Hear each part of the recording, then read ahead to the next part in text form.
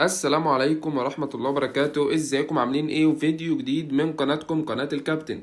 قبل بداية الفيديو ما تنسوش تضغطوا على زر اللايك وتشتركوا في القناة فضلا وليس امرا عشان يوصلكم كل الحلقات الجديدة والمميزة. وما تنسوش برضك تصلوا على سيدنا محمد صلى الله عليه وسلم.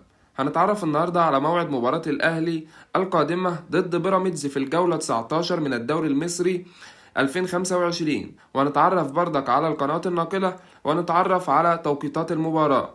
وسوف تنطلق صافرة بداية المباراة في تمام الساعة 6 مساء بتوقيت تونس والجزائر والمغرب، 7 مساء بتوقيت مصر وليبيا والسودان، 8 مساء بتوقيت السعودية والعراق وقطر واليمن والبحرين وسوريا والأردن، 9 مساء بتوقيت الإمارات وسلطنة عمان، وذلك يوم السبت الموافق 12/4/2025 12 إبريل 2025. وسوف تنقل المباراة عبر قناة اون تايم سبورت. وما تنسوش تتوقعوا نتيجة المباراة في الكومنتات. وكان معاكم الكابتن، واشوفكم في فيديو جديد.